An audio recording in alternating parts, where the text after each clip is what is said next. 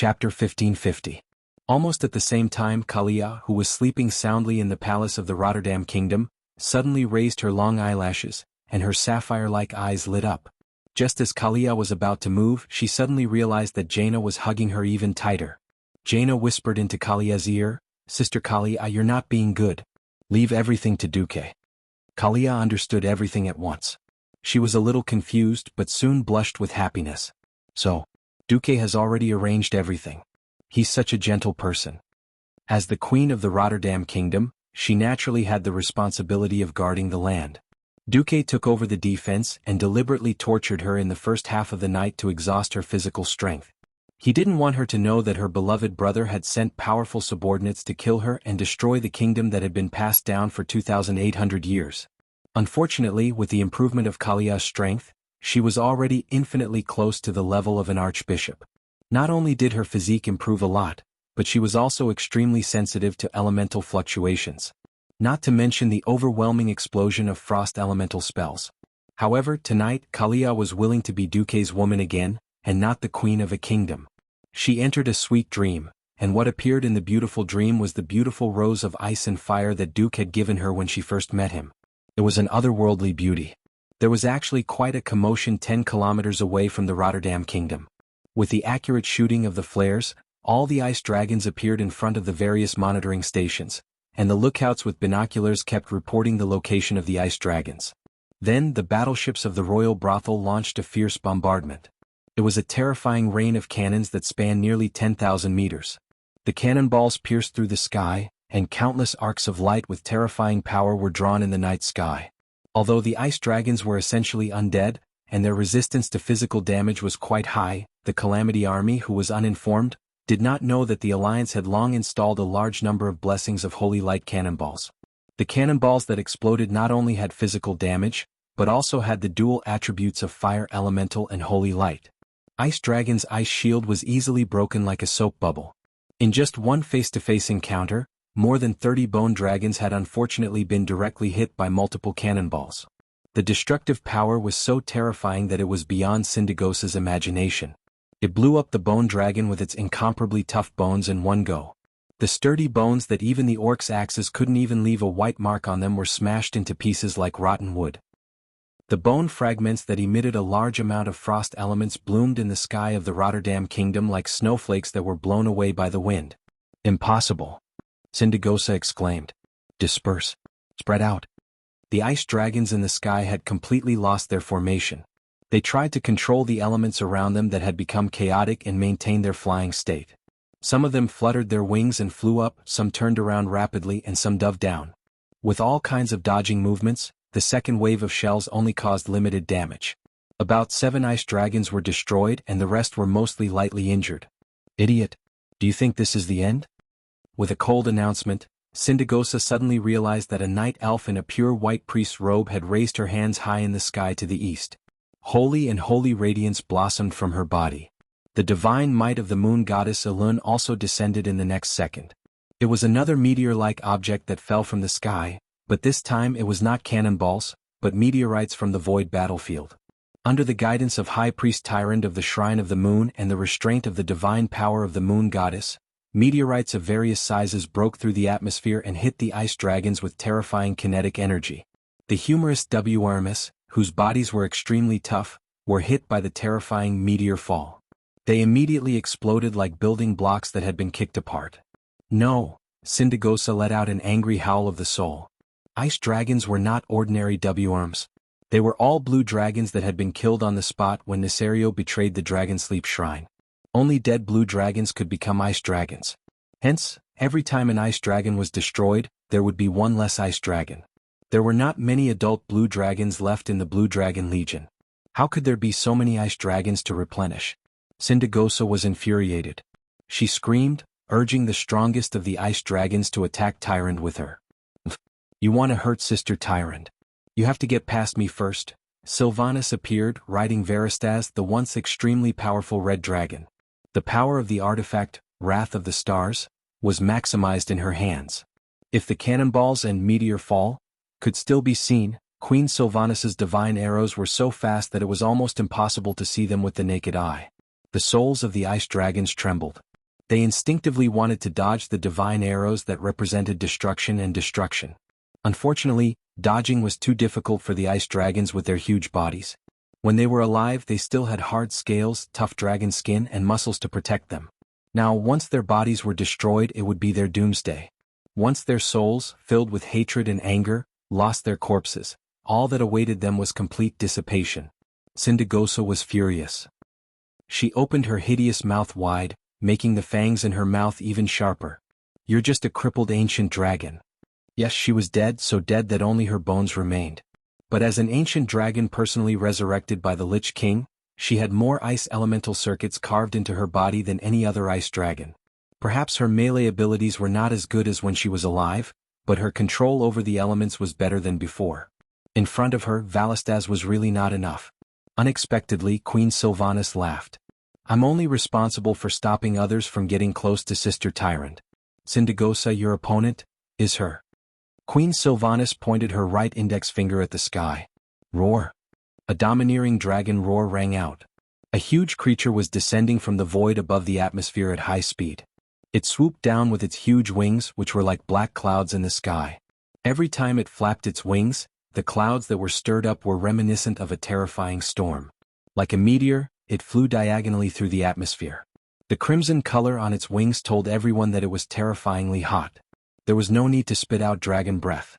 The air turbulence caused by the flapping of its wings was already filled with crimson sparks that flew everywhere.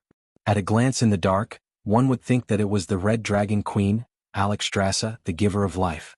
However, the blackness that seemed to come from the deepest and farthest abyss told others that she was the current Earth aspect dragon, Onyxia. Chapter 1551. Oh, is the food in the void that good? I think you've gotten fatter. Duque's magical message was sent directly into Onyxia's ears. "Bastard master, this is the power of that damn dragon aspect. I don't like it at all." Onyxia began to complain on the spot. Good. Thank you for your hard work. Finish it quickly." Despite her complaints, Onyxia was becoming more and more self-righteous. Looking at Sindagosa, Onyxia suddenly felt like she was in a trance. Thinking back to the fate that Duque had shown her, she subconsciously compared the tragic fate that she should have suffered to this blue dragon queen, who was filled with tragedy. "If I continue to walk the path of evil, perhaps this will be my fate?" She was not a kind dragon to begin with, and her so-called sigh only lasted for a second. When she became serious, her black vertical pupils, which were wrapped in golden yellow, only had a coldness that seemed to belong to the ruler of all living things. As the mount of the god of fate, she looked down at yet another pitiful creature that had fallen into the trap of fate. "Sindagosa. Since that bastard Maligos isn't willing to come, then let me do it for him and end everything." "Don't mention that filthy name." Sindagosa let out a shrill dragon roar and pounced forward. His wings, which were devoid of beauty and only had bone spikes, spread out, and even the surrounding air trembled slightly. After explosively spraying out frost elements, Sindagosa's huge body shot into the sky like an arrow, heading straight for Onyxia. The world of frost elements was connected to the real world through the evil magic runes on her body. For a moment, it was as if two different spaces had overlapped. "You're already dead, so don't wander around. Do you know? You're an eyesore." Onyxia was furious as well. She flapped her huge black wings, and the wind pressure created a terrifying storm in the air. Even from a few hundred meters away, Tyron's Hippogryphon was still blown around. She had no choice but to pull on the reins and have the Hippogryphon retreat further. The sky was the domain of the birds of prey and dragons. Any existence that attempted to defeat dragons in close combat would have to pay a terrible price. It wasn't just Tyrant. Even Queen Sindagosa retreated. One life, one death. One white, the other black. One was ice, the other was fire. The two dragons collided with each other in midair. At that moment, the pitch-black sky was filled with the purest elemental radiance. Half of the night sky was densely covered with fiery red flame patterns that carried a holy aura, while the other half of the night sky was filled with layers of overlapping snow-white frost elemental runes. Two utterly different scenes separated the entire sky. At the beginning, it was just a small region of elements colliding with each other. Soon, as a large number of elements were drawn in from the elements realm, they constantly collided with each other. The overflowing ice and fire elements began to spread in all directions. With the two dragons fighting fiercely as the center, it was as if time had stopped for a moment, and then a huge shockwave like a mushroom cloud spread out. The shockwave, thousands of meters high in the sky, even swept across the land that was plunged into darkness below, rolling up dead leaves and sand that filled the sky. In the command center, Theon asked Duque, "Can Onyxia win?" Duque rubbed his chin casually. Although she always lacks fighting spirit, she believes that when she stands on the winning side, she will always be the winner. To be honest, from the moment Sindagosa led his army into the skies of Lordaeron, Arthas' attack this time was destined to fail. Theon sighed. "That's why we admire you. You've always tried your best to decide the outcome of a war before the battle even starts. Those of us on the front lines, even if we know that we're just going through the motions, are willing to fight." Duque smiled bitterly. "You think too highly of me." Gavin Rad also came up and patted Duque on the shoulder. "Boss, don't be so humble. We're all thinking that if you can always be so brilliant, it wouldn't matter even if you lead the Alliance for 100 or 1,000 years." Duque's heart skipped a beat. He didn't know how to describe this feeling. What did a great man say in the past? Absolute power leads to absolute corruption. Duque had always thought of himself as a layman. Even now that he had stepped into the divine realm, he still didn't feel like a true god. He had become a demigod more out of a desire for power. However, this desire was only based on the goal of defeating the Burning Legion. What would happen after defeating the Burning Legion? Perhaps Azeroth would already be very peaceful? Would he still have the drive and the sense of urgency he had now, and put all his thoughts on promoting the world forward? The answer was obviously, no. Thinking of this, Duque smiled and shook his head. "No, my term as commander will only last until the Burning Legion is defeated. The day of the decisive battle between Azeroth and the Burning Legion that I saw in the River of Fate is not far from now." As he spoke, Duque raised his hands and put up 10 fingers. 10 years. 10 years at most. The Legion will launch a general attack on Azeroth. Whether the world can survive, and whether our children can have a future, depends on the next 10 years. Duque's words caused the surrounding people to be moved. Gavin Rad was the first to laugh. "It's just 10 years. I've been with you for 25 years since I was 20, boss. 10 more years won't make a difference. If I feel like I can't fight anymore, then please give me that. Anyway, when I'm 80, even if I don't die, I'll kill myself." Theon raised Ashbringer in his hand. "Alexandros passed it on to me and I won't let him down. If I can't fight anymore, I'll be like him and pass on this divine artifact as a spark of hope." Duque smiled. "The 5 Silver Saints? It's not time to retire from the stage of history. For some reason, I have a hunch that Tyraean and Sidon aren't dead yet. When we fight the Burning Legion, they'll definitely run out of nowhere, crying and begging to join us." Hearing this, Theon and Gavin Rad froze for a moment and then smiled brightly. They weren't sure, but their intuition told them that Duque must have confirmed something from the River of Fate, and was using this obscure method to encourage them. While they were chatting, the outcome of the massive battle in midair had been decided. The result was not surprising at all. Bone dragons didn't have an advantage in hand-to-hand combat after losing their muscles and skin scales. The ice elemental magic circuit that the Lich King had given her wasn't her own after all. Sindagosa, who didn't have the upper hand in the elemental duel, was seized by Onyxia and struck her in the waist with her dragon tail. With the crisp sound of bones breaking, she screamed and fell from the air. Chapter 1552. Surprisingly, Onyxia didn't pursue him immediately. Instead, the Lordaeron Command Center received a magical message from her. "Bombard Sindagosa. The coordinates are..." After Onyxia reported the coordinates in one breath, the female mage in charge of magical communication was stunned for a full 2 seconds and couldn't react. "What? Didn't you hear? Did the magical communication get disrupted?" Only then did the female mage come to her senses and repeat the coordinates, which were quickly conveyed to the Royal Brothel Regiment. The female mage was not to be blamed. After all, in everyone's impression, the dragons were the most conservative and stubborn. They could hold on to the orders left behind by the Titans and guard Azeroth for a full 25,000 years without changing. Naturally, the others would not have thought that Onyxia could play with cannons so smoothly. What's there to be surprised about? It's not like we're fighting for time. I have to take the risk of having my beautiful scales scraped off to deal with an ugly bone dragon? I won't do it. The Black Dragon Princess's words could be said to be willful and cold. Even Duque's facial muscles stiffened when he heard it. He then smiled bitterly. That was good. He could try to see how effective modern cannons were against powerful creatures of the second highest tier. Onyxia's dragon tail sweep had an impact force of at least 10 tons. Even if it hit the walls of Lordaeron, it probably wouldn't be able to take more than 2 hits. Syndagosa's strength lay in her spell-casting ability, not her hand-to-hand combat ability. When there was such a being that could ignore her various frost attribute attacks, she was nothing much. In that regard, Onyxia, who was already a dragon aspect, was her absolute nemesis. The black dragon was a fire elemental, unlike her big brother who used the shadow flame attribute. After going through a special dragon ritual in the Wormrest Shrine and being a dragon aspect, her fire abilities became stronger. Syndagosa's Frost Tomb, Frost Halo, and other skills could torture the Alliance's hero squad to death, but they couldn't hurt Onyxia. This was a battle of pure elemental abilities. When magic couldn't decide the outcome, melee combat would be the key to victory. How could a sluggish former demigod-tier dragon defeat a living guardian dragon? Wasn't the answer obvious? Syndagosa struggled to climb out of the crater she had made in the ground. Onyxia's attack was indeed a heavy blow, but it wasn't enough to completely destroy her.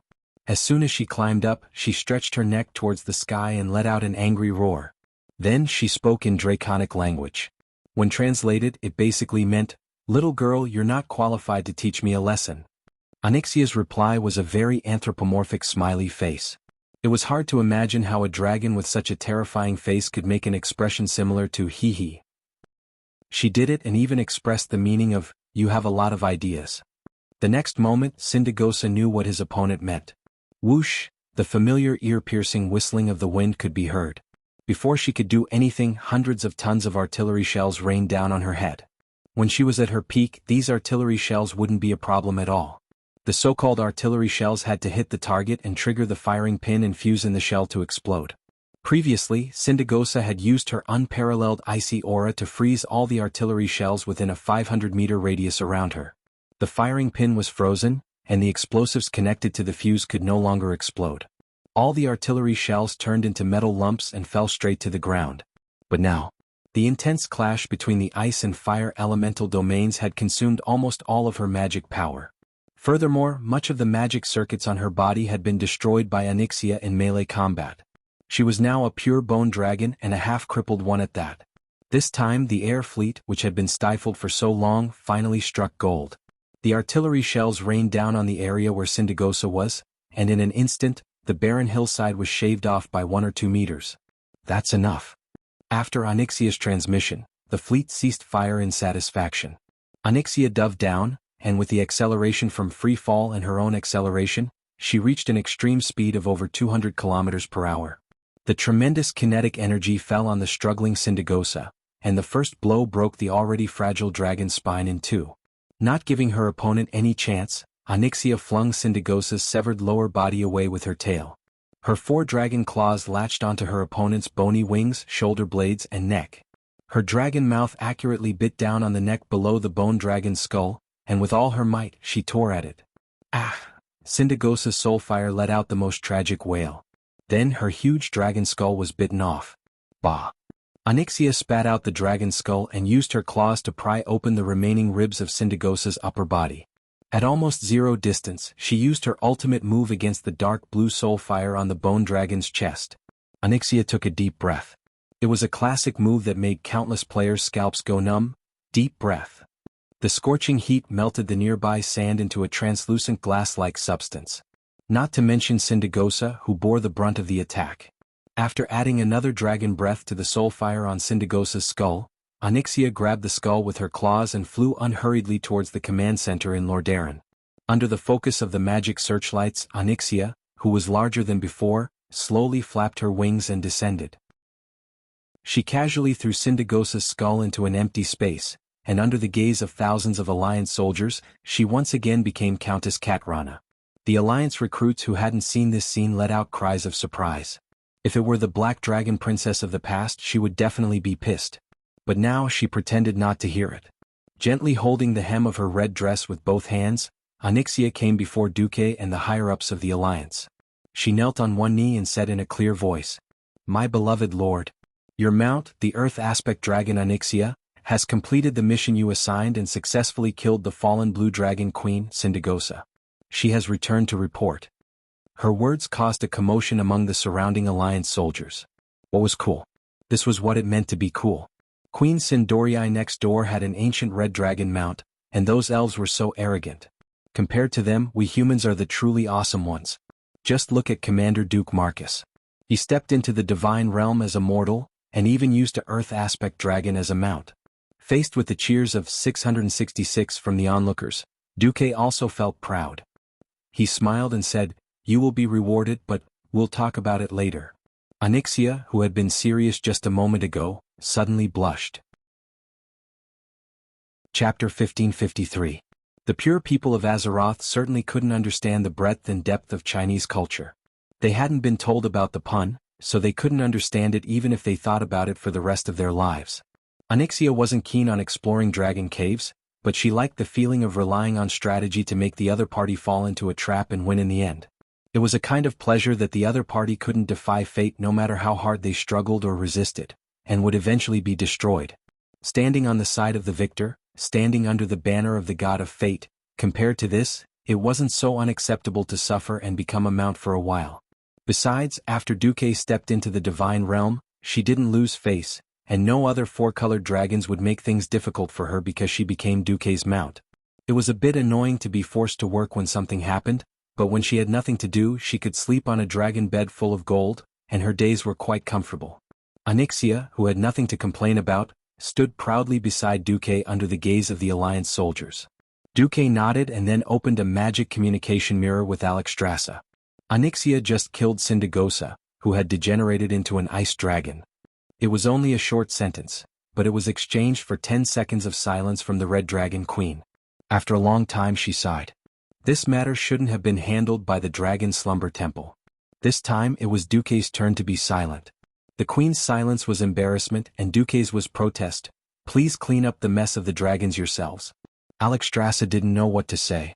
At the end of the day, it was Malygos himself who wasn't kind. His wife had been seriously injured by Nesario, but he had run away in a lunatic. Well, she was dead and she couldn't even return to the Dragonbone Waste where the dragons slept. She fell halfway, and her soul carried a deep resentment towards him. 10,000 years had passed. Even after killing Deathwing Nesario, and Duque repeatedly reminded him to pay attention to Sindagosa's remains and not be used by the Lich King, Malygos still didn't pick up his wife's 10,000-year-old bones because of his pride. Now, his dead wife and his former minister had been picked up to be an ice dragon. Malygos still did not care, sticking his head in the sand like an ostrich to escape reality. Alexstrasza of course could feel Duque's anger. She felt very guilty towards this demigod of Azeroth, who had helped the Dragon Slumber Shrine a lot and was now on equal footing with the Dragon Slumber Shrine. "I will send my subordinates to collect the remains of Sindagosa and his men, and use a soul pacification spell to suppress them in the Dragonbone Waste. I will also inform Malygos in the end." Duque's eyes narrowed into a line. To be honest, he was very dissatisfied. No one knew better than him what Malygos was doing at this point in history. To be honest, there was no cure for brain damage. Duque opened his mouth and said coldly, "You also know that we are now preparing to suppress the Lich King Arthas and his Scourge Legion. Since he even dared to desecrate the remains of dragons, I think the Dragon Slumber Shrine should be on the same side as the Alliance and the Horde." "That's right." Alexstrasza nodded heavily. "Is there anything the Dragon Slumber Shrine can do? My Red Dragon Legion can be deployed soon." With Kil'jaeden's heavy losses, the Burning Legion fell into chaos. Without the orders of their commander, the Void Lords were busy fighting for power. Naturally, no demons would foolishly run to the Void battlefield outside of Azeroth's atmosphere to die. Apart from the Blue Dragon Legion, which only had a few dragons left, and the Black Dragon Legion, which only had Onyxia left. In fact, as the main force of the Dragon Slumber Shrine, the Red Dragon Legion, Green Dragon Legion, and Bronze Dragon Legion were idle. The Green Dragon Legion benefited from Duque's reminder, and Isra used Alun's power to prevent the fall of Laythorn, Amalys, Tyrell, and Isidri, the four powerful dragons. The Green Dragon Legion could be said to have been saved. The Bronze Dragon Legion was still relatively strong at this time, because they had the responsibility of guarding the timeline and would not be transferred easily. Could be said that most of the dragons were bored to death. It was rare for Alexstrasza to take the initiative, so it would be a waste for Duque not to use her. However, Duque still had some concerns. "Thank you for the help of the Red Dragon Legion, but I still have a worry. I'm afraid that Malygos will be unreasonable and say that I shouldn't have killed Sindagosa. You know, his brain is a bit..." Duque's index finger shook his temple. The queen was also having a hard time. On one side was a powerful ally like Duque, and on the other side was her own brother. She was caught in the middle, unable to do anything. Duque emphasized, "To be honest, I've always had deep doubts about whether Malygos is sane or not. In my opinion, any action that might destroy Azeroth is unacceptable. I've already given in regarding the Sunwell. Now is a critical moment in the upcoming war with the Scourge. If Malygos abandons his duty and attacks me, Onyxia or the Alliance because of Syndagosa, I won't rule out the possibility of killing him myself.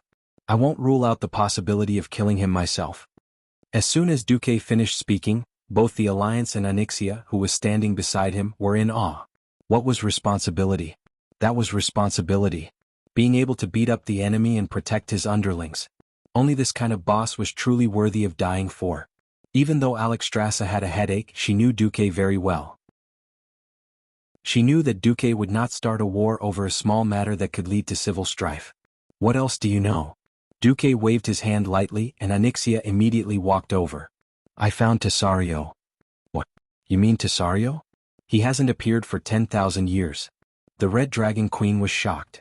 But I sensed him in the Obsidian Temple of the Dragon Slumber Temple.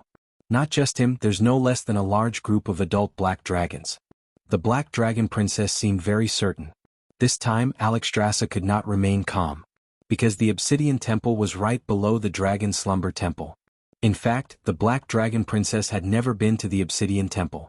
The temple that should have belonged to the Black Dragon army had been sealed before she was born. Since Duque wanted her to say it, this cunning female black dragon did not need to prepare a draft when she lied. After all, this was a secret that her master, who was like the god of fate, knew. Among the countless secrets of the Dragon Slumber Temple, the temples of the various dragons had always been a secret existence that the dragon aspects avoided talking about. But not long ago the Obsidian Temple had changed. It seemed that adult black dragons had returned here and began to incubate dragon eggs and raise new young dragons. It was the twilight dragons that were considered taboo by the Dragon Slumber Temple.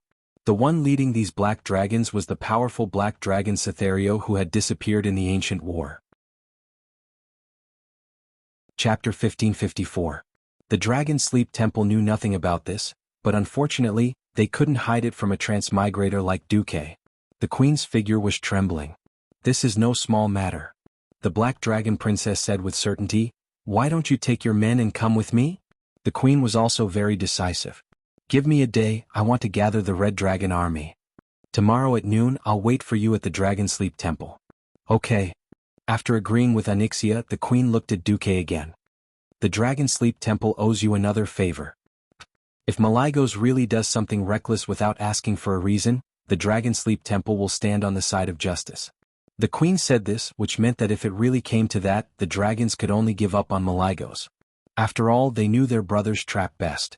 In these 10,000 years, hadn't the queen lamented Malygos countless times?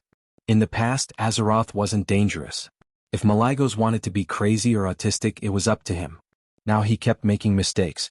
If it wasn't for him helping to guard the Void battlefield a while ago, Alexstrasza almost wanted to start a vote in the Dragon Sleep Temple to remove him from his position as the Blue Dragon King. Just now, Duque had been tough because he wanted her to see the big picture. Any existence that stood in the way of protecting Azeroth would be crushed to pieces.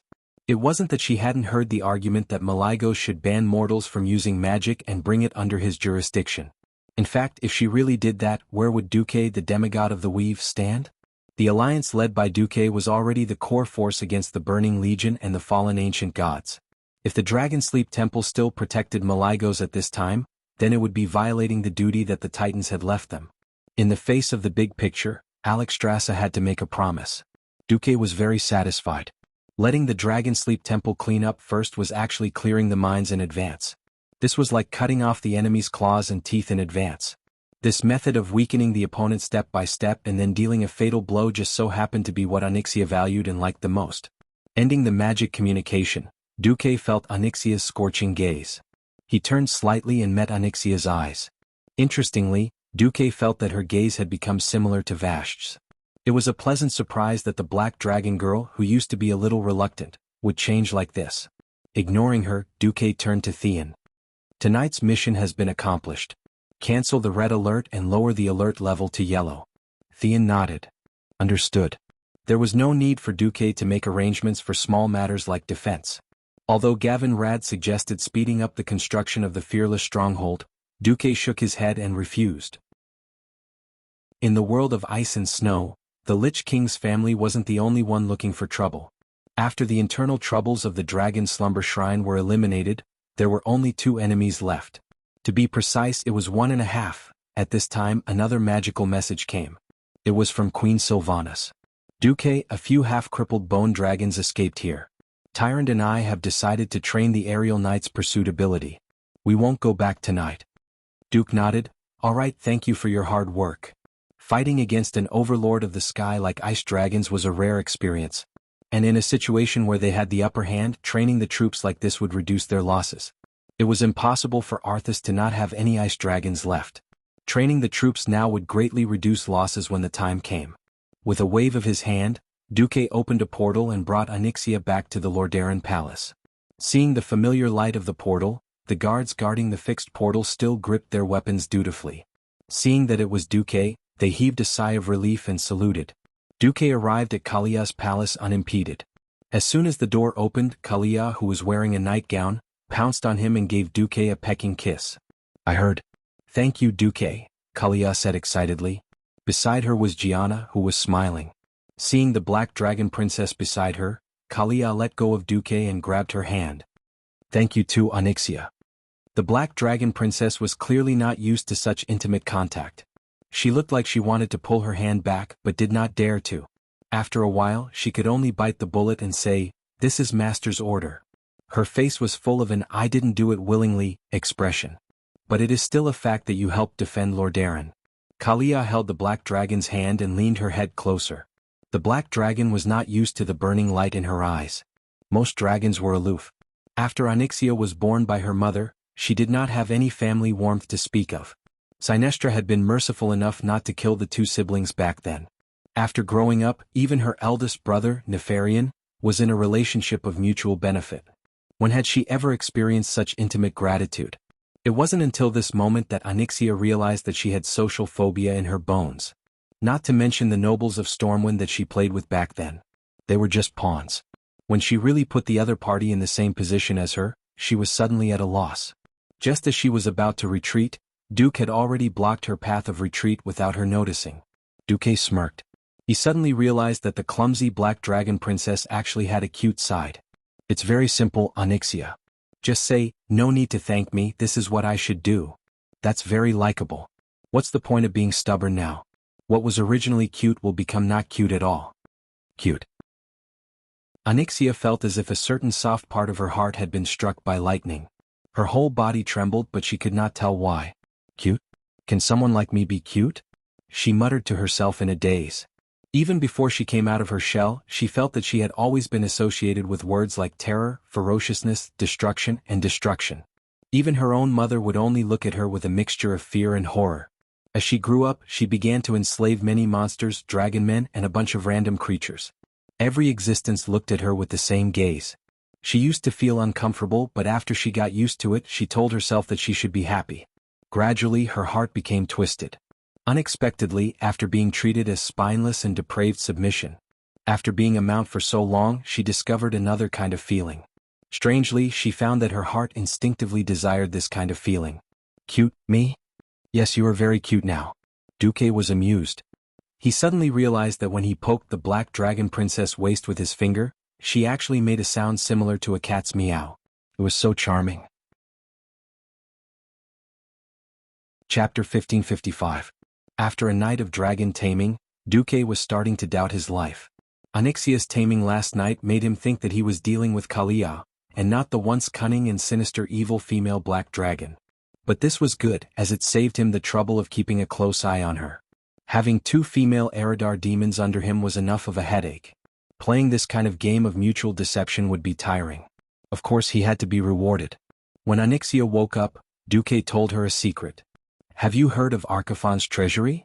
Of course, Onyxia had never heard of this thing before, but that didn't stop her from hearing the most important word, treasure vault. Treasures were the love of greedy she-dragons. What? Tell me. Countess Katrana, who used to exude a seductive aura, was now a greasy little fairy. The treasury is at Wintergrass Lake. There is indeed a lot of good equipment there, but you won't want them. What? She asked, even though she knew that Duque was trying to bait her. Because the key to the treasury lies in the few guardians. Wintergrass Lake, where the treasury was located, was the largest lake in Northrend.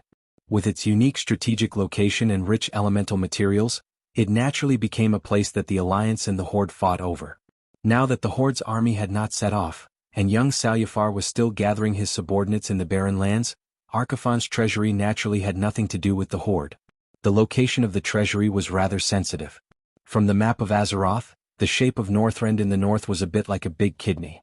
The west and east sides were closer to the central maelstrom, while the Dragonbone Waste in the middle of the Wormrest Temple was sunken into the north. Although there were traces of the Scourge army throughout Northrend, strictly speaking, the southern region was not under their control. The Scourge army's absolute control was actually the Ice Crown Glacier in the northwest of Northwind.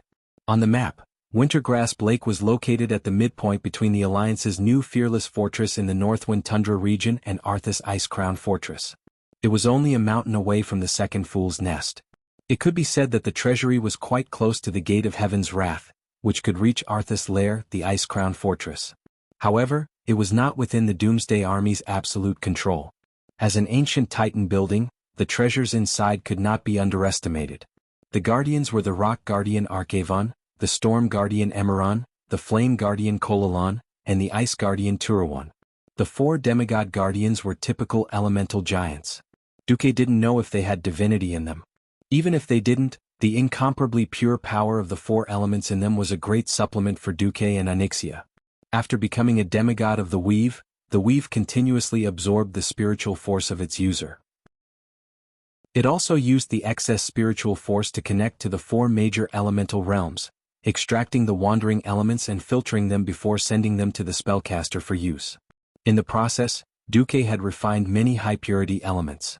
However, the higher the purity, the harder it was to refine, and a battle between gods required extremely high-purity elements to hurt the other party. In the battle with Kill Jaden, Duque had experienced this deeply. If he had been the main attacker in the battle at the Well of the Sun, who knew how long it would take to grind the eggs to death? After explaining the characteristics of the treasury to Onyxia, Duque concluded, Archavon's treasury is both an opportunity and a trap for Arthas. I understand. It's a good opportunity. It was easy to talk to a clever dragon. If they waited until the Fearless Fortress was built before going to Archavon's treasury, it would become a push, and Arthas would definitely not consider attacking casually. On the other hand, if Duque went to the treasury now, whether Arthas came out or not, the Alliance would benefit. If he came out, Duque, who now had the air advantage, would definitely not mind letting Elun throw a bunch of meteorites at him to teach the fool a lesson. If he didn't come out because Duque was wandering in front, the Scourge would definitely not dare to pass by Duque and attack the Fearless Fortress directly. This would also buy time for the Fearless Fortress to be built.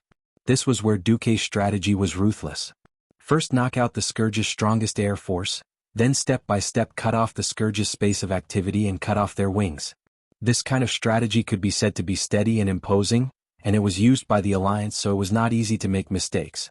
In the morning, after washing up, Duque took the Black Dragon Princess and Jaina and opened the portal to Naxxramas. In the command post of this flying fortress, Duque held a video conference with the Alliance leaders. Magni Bronzebeard was the first to ask, "What?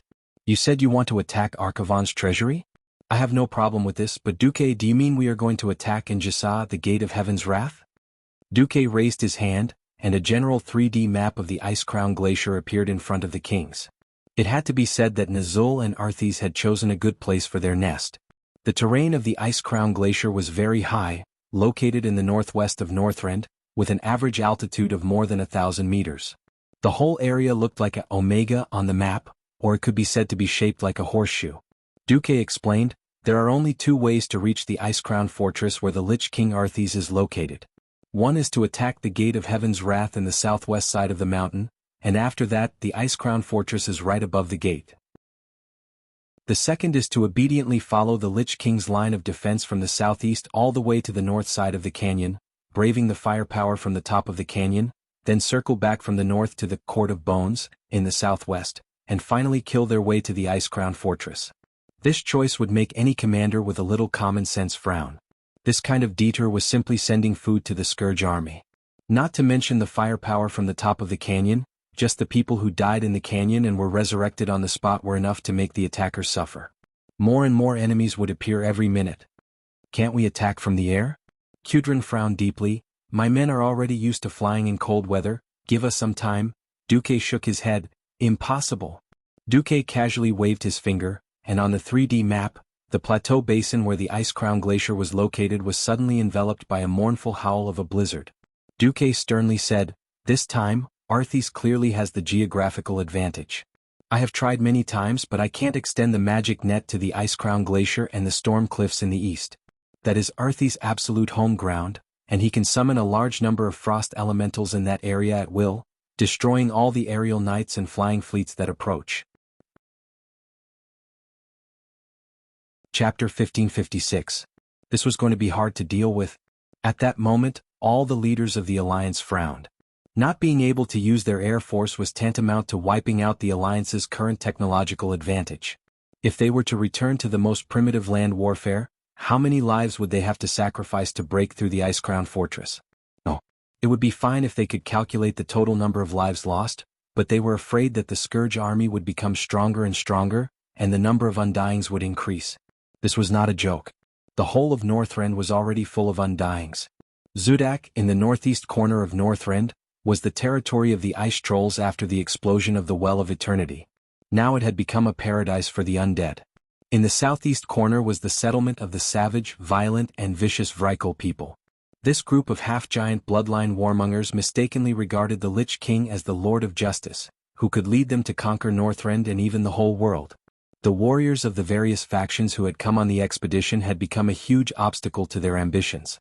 The extreme warmongers had completely reduced them to the lackeys of the Scourge army.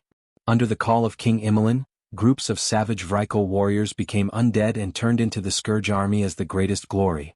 They used their endless destruction and slaughter to prove their strength in exchange for dying in battle to become the Scourge army. Apart from Duque, no one knew how strong the Lich King Arthas was now. If the elites of the Alliance and the Horde were to be sacrificed, they would be able to create another batch of bone griffins or undead hippogriffs. Then, together with the power of the Scourge army, they would be able to raise the Dragonbone Temple to the ground, turning all the dragon remains in the Dragonbone Waste into undead dragons. Then Azeroth would be finished. William said, "Uncle Duque, do you have any good suggestions? This attack on the Alcaphon treasury is just a simple trap. It doesn't matter if Arthas takes our bait or not. In the big battle we have to fight steadily." Duque raised his hand, and the chess piece representing the Alliance's army began to move on the 3D map. On the western front, once the Fearless Fortress is built, we will immediately advance all the way north and occupy the entire Northwind Taiga, Sriracha Basin and Winter Embrace Lake. I hope that the Western Army can use Winter Embrace Lake as a base and cooperate with Naxxramas to confront the Ice Crown Fortress. We have to create the impression that Naxxramas will hit the Ice Crown Fortress at any time. Ah. Hoof-Iroh let out a small cry. She was shocked by Duque's idea. Naxxramas with Arthas. After all, Naxxramas was a creation of the Titans. No matter how terrible Arthas' cold wind was, it could not blow Naxxramas down with its anti-gravity engine. Losing Naxxramas was akin to the Scourge shooting themselves in the foot. The alliance to with. After everyone paused for a moment, Duke continued, "The arrangements for the Western Front are almost done. Magni, I'll give you 50,000 human infantry. I'll leave the Western Front to you." The Dwarf King laughed heartily. The Western Front was made up of dwarves and gnomes. The Western Front had always been dominated by the dwarves and gnomes, so it was easy for him to go there. Now we have to deal with the Eastern Front. With a wave of Duque's hand, a fleet model appeared in the east. I need a large-scale landing battle from both the east and west sides of the Howling Fjord. Try to occupy the Vrykul's Utgard Castle within a week. Then head north, flatten the Grizzly Hills and Zudak, and finally reach the Crystal Song Forest in the middle. Leave it to me. Varian stood up and volunteered. Duque smiled. Even if you didn't ask, I would have done it. But this time I'll have to trouble you to bring young Seraphar's orc troops. They'll be a good hand in the siege. Do I have air cover here? Yes. Since most of the flying fleet is useless in the Ice Crown Glacier, they'll be transferred to the Eastern Front when we reach the Winter Embrace Lake. Also, Duque glanced at Prince Kale. That's. The prince understood and smiled. When His Majesty Rin attacks Utgard Castle, the Dalajan will arrive. Attention! It's the Dalajan, not the Dalajan Wizard Legion. This meant that the Dalajan was really going to use all of its power. This time all the leaders gasped, using the entire country to suppress them. The power was great, but on the other hand, if they failed, it would be equivalent to the destruction of the country. All the wizards and their apprentices would become liches and necromancers. Kale, that was really daring. But after thinking about it, they felt relieved. The true ruler of the Dalajan was Duque, the demigod of the weave. Without his instructions, how could Kale, that suppressed the Dalajan academies, and make such a bold move? Among the countries, other than the Dalajan who had the ability to move their capital, there was also the Driniai's Exodar. Although it could be assumed that the alliance was taking care of the severely injured Driniai, Duke did not even ask Imriel about it, which made Imriel feel like he was the only one who was alienated. Hoof bit her lip and said to herself, Imriel, oh Imriel, you must do something or else you and your people will continue to be secretly ostracized. In fact, she was thinking too much. Firstly, the Driniai were small in number and weak. Secondly, Duque was afraid that if the Driniai were to enter the battlefield, it would further damage the Driniai's vitality. Duque had informed the other leaders to try not to let the Driniai be the infantry in the charge, but in the end, it made Hoof think too much. Duque did not notice this detail and continued to arrange the army. As the fearless fortress was quickly built, Vasht's Naga and Murloc army were naturally transferred to the eastern front. When she saw that even the Naga and Karaji insect people had missions, Hoof finally could not help but ask, Commander Marcus, may I ask what the Driniai's mission is? Merid, who was standing beside her, took a step forward so that his body was closer to the front of the 3D projection. His intention to fight was obvious. Duque was speechless, but then he smiled. All right then, I originally considered that the Driniai's vitality was greatly injured. Imriel suddenly stood up and puffed out her chest. Commander, please do not worry. The Driniai's responsibility is to exorcise evil. We have long been used to sacrifice. Imriel's words were sonorous and powerful, and many of the alliance leaders were moved. All right then, promise me a few conditions. Please speak. I can put the Driniai's holy knights together with the Silver Hand, and they will be responsible for the final assault on the Ice Crown Fortress. But in the assault team, only children without descendants are not allowed to enter, no siblings are allowed to enter, and only one family is allowed to enter. Chapter 1557. Everyone fell silent when they heard this. Who didn't have friends and family in this world? Everyone knew that Duque was doing this for the good of the Driniai. Unknowingly, Imriel's eyes became a little moist. Fair and just, yet humane. Perhaps it was because the alliance had such a leader that it was so strong. Imriel felt that she had wronged Duque. Thank you for your understanding, Lord Commander. The Driniai will take note of this, but we hope to participate in more aspects and truly integrate into the big family of the alliance. Hoof's words were very appropriate. It was hard to imagine that she was still a young girl half a year ago. Most of the leaders smiled. They were never stingy with encouraging juniors with potential, just like how Magni nurtured William back then. Moreover, with Duque's backing, they could do whatever they wanted. As for Hoof's request, Duque basically satisfied it. After all, the Holy Knight was the symbol of the alliance and had an irreplaceable role. Their existence itself was a symbol of the fight against evil. Compared to mages who needed talent, Holy Knights could basically become a Holy Knight as long as they were devout. At this critical juncture against the Scourge army, the more devout Driniai could obviously play a greater role. After the meeting, fierce battles broke out all over Northrend. First was the Obsidian Temple. Under Onyxia's lead, the Red Dragon army swarmed in. Sure enough, they found Soterio with a group of adult black dragons hatching twilight dragons. To put it bluntly, Soterio couldn't even defeat Onyxia. His fate was decided from the moment the Obsidian Temple was attacked. When the angry Alexstrasza bit off Soterio's neck, Onyxia had almost killed the rest of the black dragons. The Red Dragon army entered the battlefield more to wipe out the Draconians and black dragons, as well as to prevent any of them from escaping. What a loss of composure. Not a single one of the chromatic dragons in the Dragon Slumber Temple discovered that Soterio was breeding such a blasphemous creature right under his nose. The Red Dragon Queen crushed the last Twilight Dragon egg with her claw. Onyxia held her neck high, her black vertical pupils filled with pride. My master is indeed the master of fate. Your Majesty Alexstrasza. I know. I will help Duque suppress the Heaven's Wrath Gate. The Queen turned her head.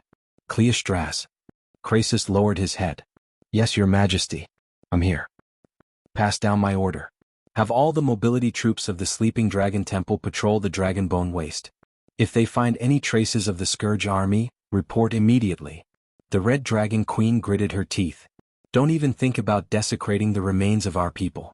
The activity of the Dragon Slumber Shrine also stimulated Arthas in the Ice Crown Fortress. Sitting upright on the ice throne, Arthas' entire body was enveloped by an icy wind that was close to absolute zero. Just getting close to the ice throne gave her the terrifying feeling that her body had been completely frozen. Are those giant lizards impatient to come here to die? Below the throne, an undead woman with huge demonic wings knelt on one knee. From her appearance, one could tell that she used to be a beautiful high elf. She was the Blood Queen Lanais. History changed again. In history, she was the confidant of the elf prince Kael. When Kael sided with Illidan, she followed Illidan to Northrend to crusade against Arthas. However, she who was bent on revenge against the Scourge army, unfortunately died in battle. The dead Lanais and the other Blood Elf elites were resurrected by the Lich King and became the Sarine family. They assisted the Lich King in commanding the Scourge army to fight everywhere. In this life, because of Duke's incessant troubles, even Kael did not side with Illidan. However, she unfortunately died while resisting Arthas' invasion of Kuel Salis and was turned into an undead. With the grass growing 3 feet high on Kel'Thuzad's grave, Arthas, who had no one to use, had no choice but to promote her as his assistant. Lanais said in a low voice, "Your Majesty, those lizards did not leave the Dragonbone Waste area, but they cleaned up a few of our Lich teams." Arthas waved her hand. "Ignore them. I just want to know what Duke Marcus is doing." Duke Marcus himself led a team led by a demigod into Wintergrasp Lake Fortress. "What? Why didn't you report to me earlier?" A gust of cold wind blew, and half of the Blood Queen's body was instantly frozen in the extremely hard ice, leaving only her head outside. Lanais replied with difficulty, "Your Majesty, that place has never been our sphere of influence. Now our gargoyles and deaths I can't leave the Ice Crown Glacier area." "Humph?" Arthas waved her hand, and the ice around Lanais' body instantly shattered. The Blood Queen knew that she had finally escaped the fate of destruction. Arthas' face darkened. He had shot himself in the foot this time. In order to resist Duke's Weave invasion, he had used a large number of frost elementals to surround his lair. The extremely cold ice storm isolated the enemy's spying, but it also caused his perception of the elements to drop to a low point. He was a paladin in life and a death knight after death. Whether it was in life or after death, he was actually only good at frost elementals, and his perception of other elements was rather poor. This caused him to be unable to sense Duke when he suppressed his elemental fluctuations, even if he swaggered past the foot of the mountain 10 kilometers away. Moreover, Winter Embrace Lake was originally a Titan ruin. There were their own elemental guards there, and the Lich King's undead could not enter the area at all. In the end, Duke had gotten the upper hand just like that. Just as Duke had expected, Duke's move had made him rather uncomfortable. Even the gargoyle that had spied on Duke's group entering Winter Embrace Lake stronghold had been deliberately let off by Duke. In the image, Duke had entered with Vashj and Onyxia, as well as Sylvanas, Jaina, and several other Alliance powerhouses. In the end, he did not forget to smile at the gargoyle. This was clearly saying, "I'm right here, come out and hit me if you can." Arthas' entire body was trembling. Such provocation. Such arrogance. Did they really think that he, the Lich King, was a fake? "Pass down my order. Attack from the gates of heaven's wrath." "Your Majesty, could it be a trap?" Lanais reminded softly. "Trap? Of course it's a trap. But he underestimated my strength. He thought that I was still the same me that he had wantonly cut off my arm and cut into 2 at the waist." Arthas clenched his fists. "Underestimating my strength is his greatest failure. And the price is the eternal calamity of his soul. Since he destroyed Kel'Thuzad, he will use his own soul to replace Kel'Thuzad. He is a demigod," Lanais said with a trembling voice. "There is no existence that can escape my enslavement after dying under my sword." Arthas slowly raised his world-famous Frostmourne. The ferocious skeleton blade emitted the most vicious and vivid evil light. Chapter 1558. Any strong person's confidence and pride were 2 sides of the same coin. He felt that he had become a lot stronger, but it was difficult to quantify how much stronger he was.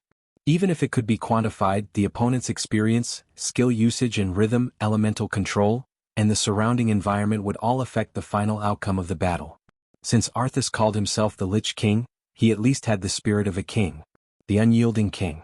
No true king would readily admit that their skills were inferior to others. It was just like how he did not hesitate to send Sindagosa even though he knew that Lordaeron was a trap. After all, the Scourge army could easily grow in numbers. Apart from alchemists and management talents who could develop new monsters, everything else was expendable. Even though he had lost to Duque twice, Arthas was still fearless. He was already the Lich King, the enemy of all living beings in the world. If he still had any reservations, he wouldn't need to maintain the Scourge army. Just as Arthas was about to make her move, Duke and his entourage, who were theoretically supposed to have entered Arcaphon's treasury, were currently in an ice house right next to the entrance of the treasury. The ice house was modeled after the Eskimos and was hemispherical in shape. However, it looked even cooler when built. Duque used Magician's hand to pull up a large pile of ice from the ground, and used magic to cut them into square ice blocks of 40 centimeters in length, width, and height. He then piled them up. A random icicle spell would blow up a large amount of snow, and anyone who saw it would see a pile of snow. This thing was very common in the world of ice and snow and no scent. After entering the small door that was about half the height of a person, they entered a small world that was about 10 square meters. A magic formation that was lightly infused with frost elements isolated the air inside and outside. There was a small table beside a small heater. At this moment they were playing landlord. King Bomb. Jaina smiled like a flower. No way. No wonder we can't even see the cards. Duque exclaimed. I'm not playing anymore. Let's switch to Oni or Celia. Queen Sylvia threw down her cards, seemingly distracted. Onyxia clearly had the question, when are you entering the treasury? Written all over her face, but her mouth said, I'm just a mount. Vashj also said, as a maid, being able to serve master and mistress is already a great blessing. Duque laughed heartily. Don't be so nervous. Regardless of whether he succeeded in luring the enemy or not, this would not be the place for the final battle. Only the summit of Ice Crown Fortress would decide the outcome of the battle. This is the choice of fate. Queen Sylvanas sighed when she saw Onyxia's eyes lit up. How could this once treacherous black dragon be so easily fooled? Jaina, on the other hand, was at ease.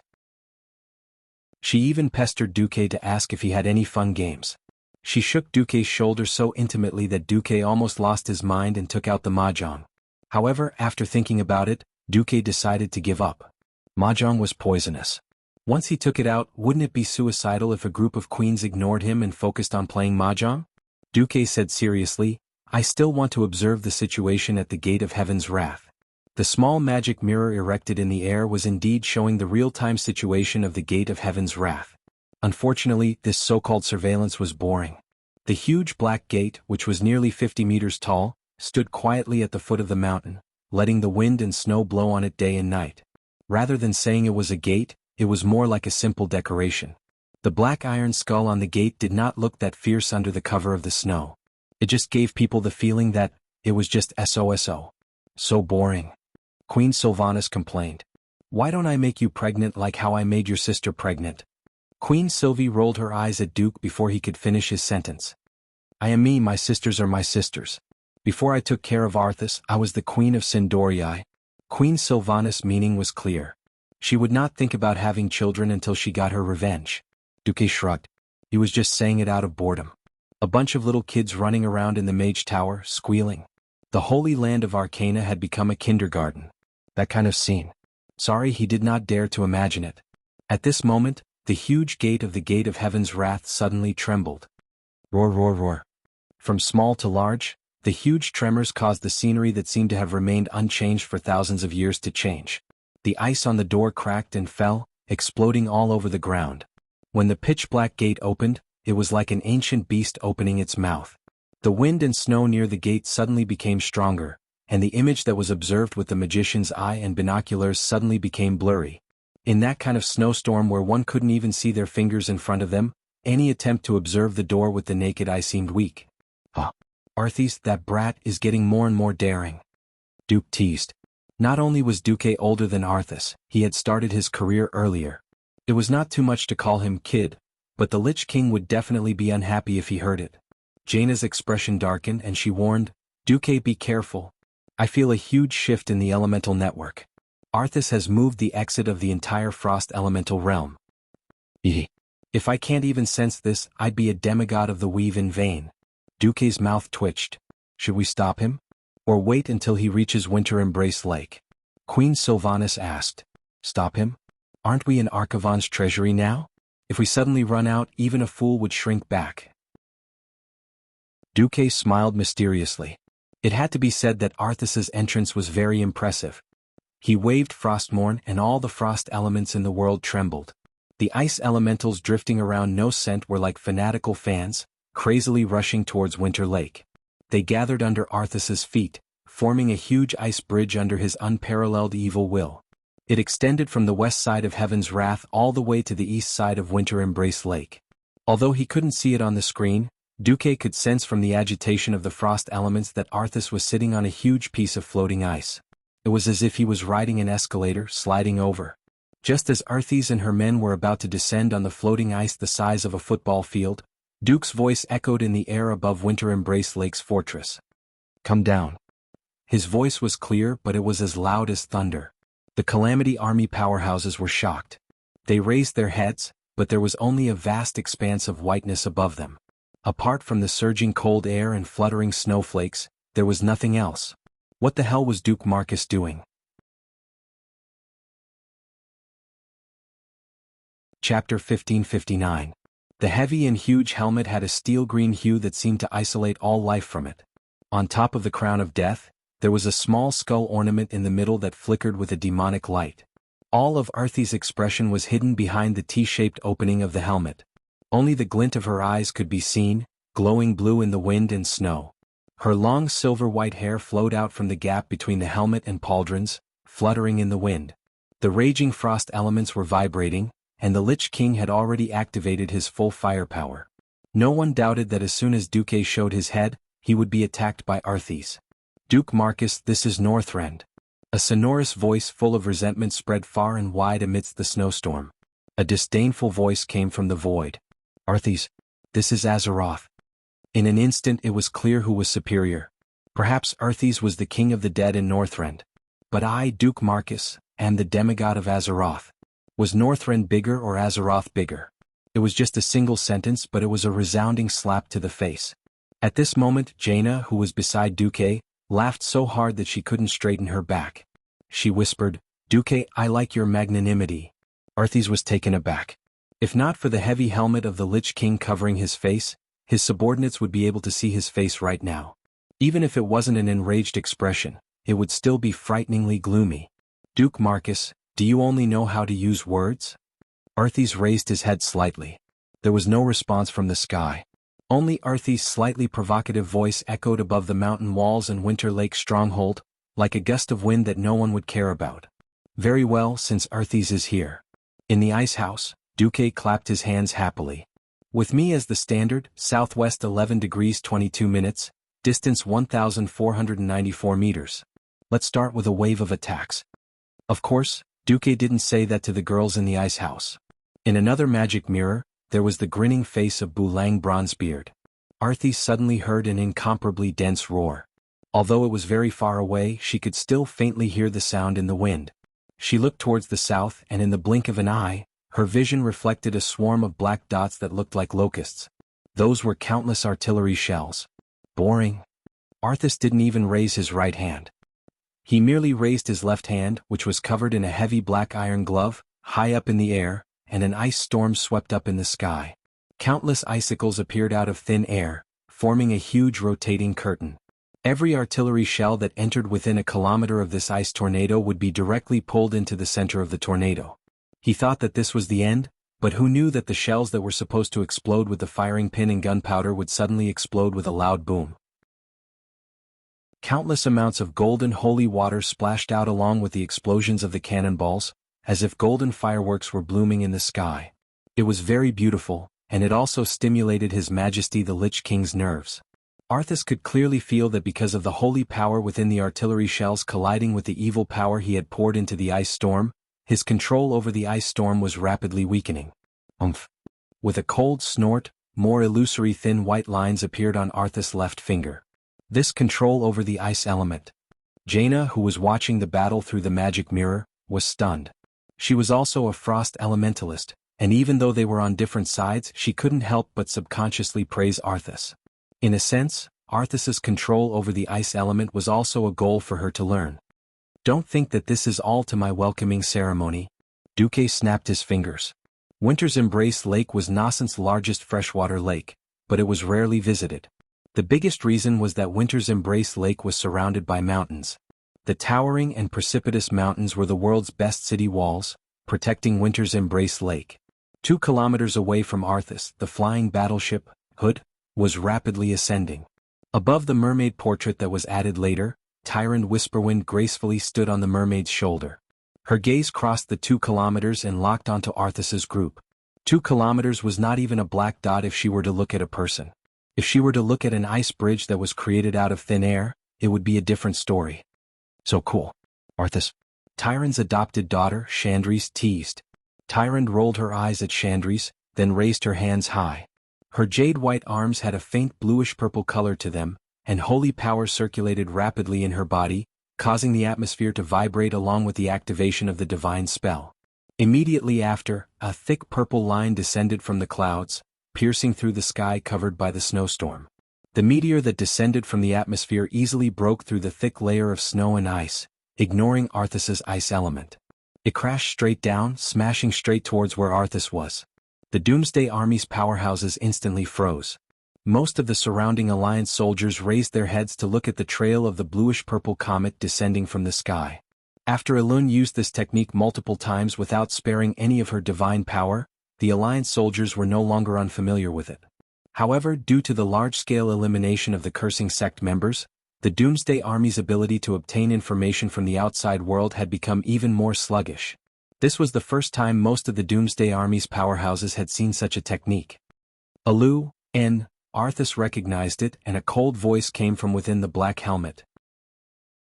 Actually, up until this moment, Arthas could still choose to dodge. He was not willing to even take a step back.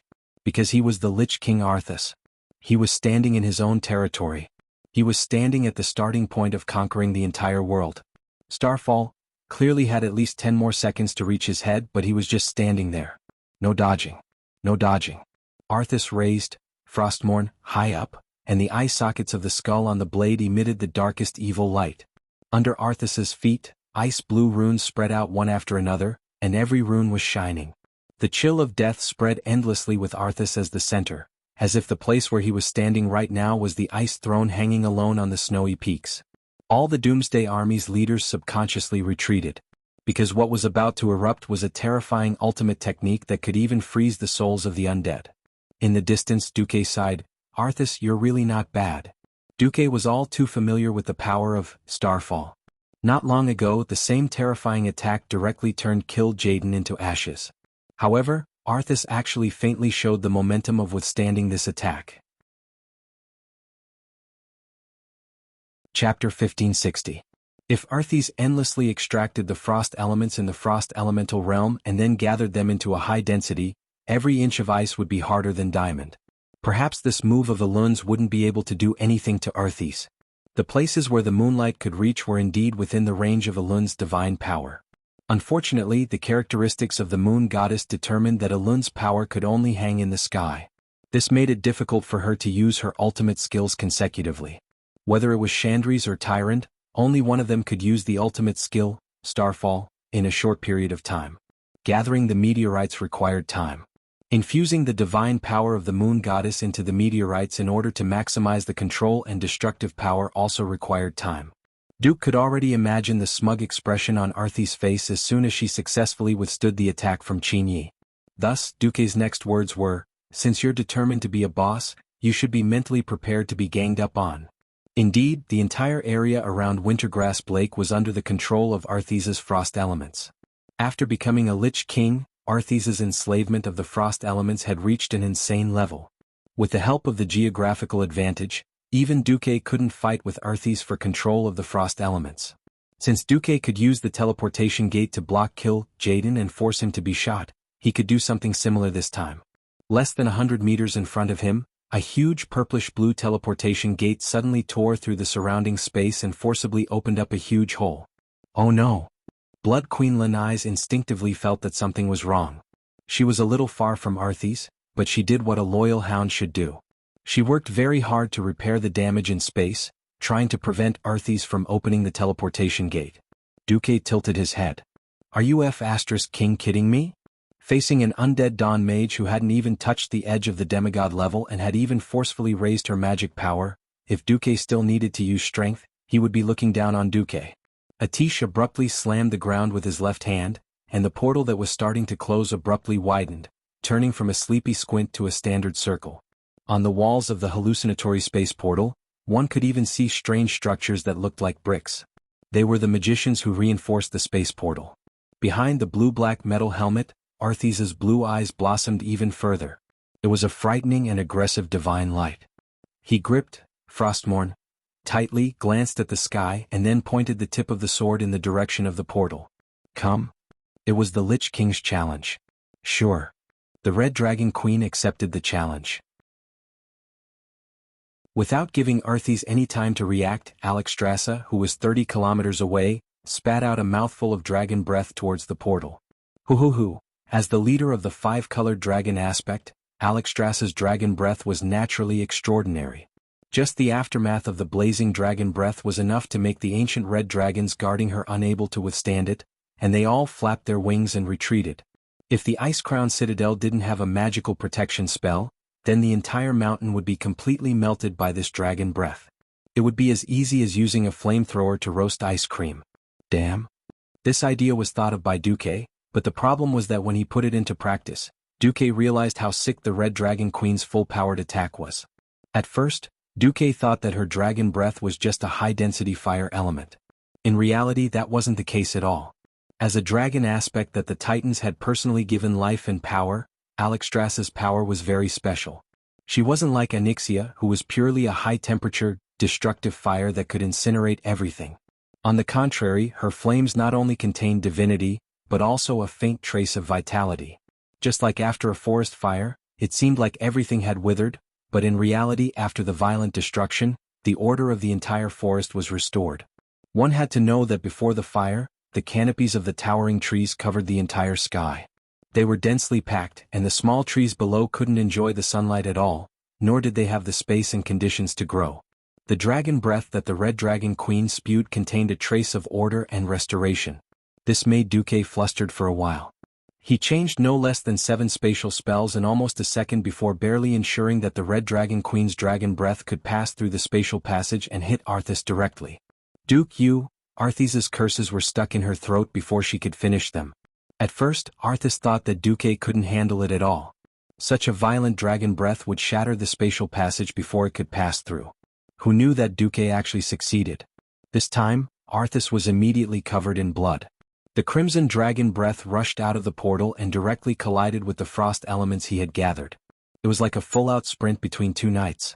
The terrifying impact made all the adjectives pale in comparison. The violent turbulence of the elements caused countless pieces of ice and frozen soil to rise from the ground. In midair, the pure white frost domain that originally belonged to Arthas was retreating at a speed visible to the naked eye, but it was still pursued by the blazing flash of the dragon breath. The large and small explosions and shockwaves connected together, and the area around the portal looked like a bunch of huge grapes. The ice bridge under Arthas's feet exploded, and ice shards flew everywhere. Not to mention the Calamity Army monsters that couldn't dodge in time and were affected by the explosion, their broken limbs flying into the sky. Even Arthas was quickly exposed to this destructive energy turbulence. Unfortunately, when Arthas raised Frostmourne from afar, aimed it at the dragon breath, and triggered the frost elements to attack, the blazing red flames were completely consumed by the larger frost elements. After all, in order to surprise the attack, Duque didn't let Alexstrasza fly over in her dragon form directly. At least half of the power of this long-distance dragon breath was actually offset by Duque's portal. Blood Queen Laniza's eyes were filled with pain. Against the dragon breath, Arthas had won. This kind of half-baked dragon breath couldn't hurt Arthas in the end. But don't forget that Alun's attack had already arrived. Arthas adjusted the tip of the sword so that it was aimed at the sky again. The shocking amount of frost elements began to adjust the direction of the wind, and once again aimed the arrow at the falling star. It was still a step too late.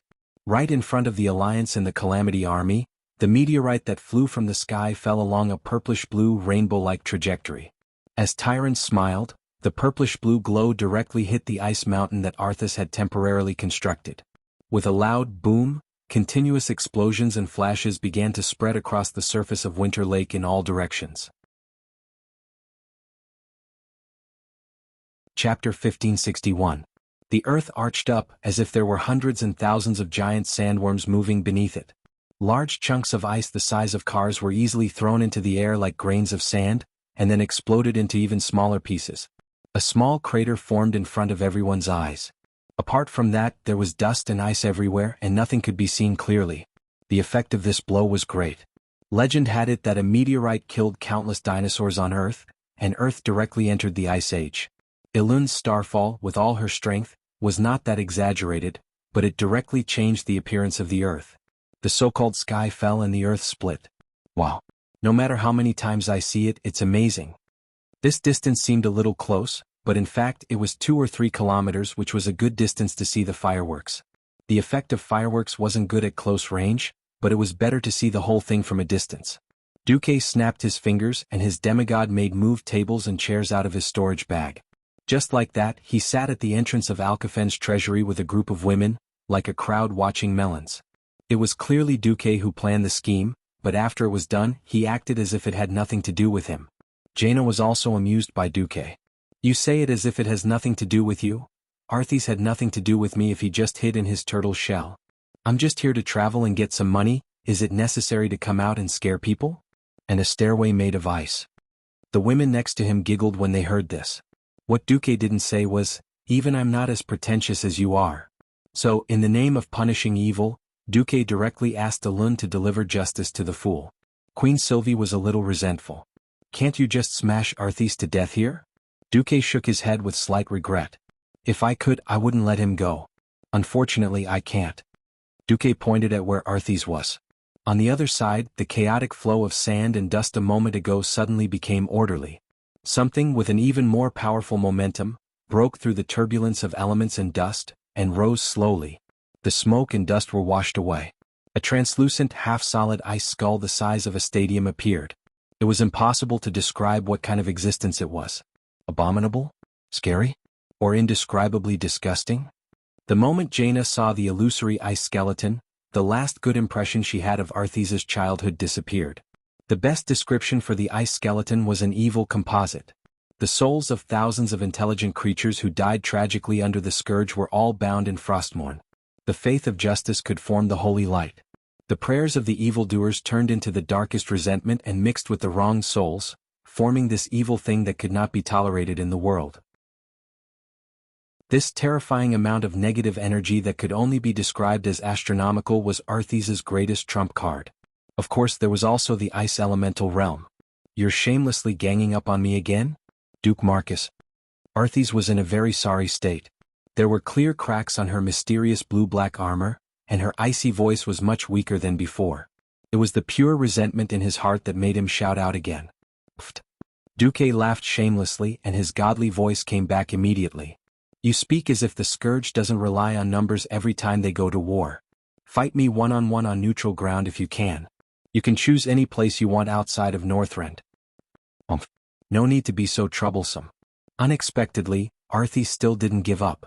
With a shake of her feet, the ice bridge that had just collapsed reformed again, and Arthas charged toward Duque.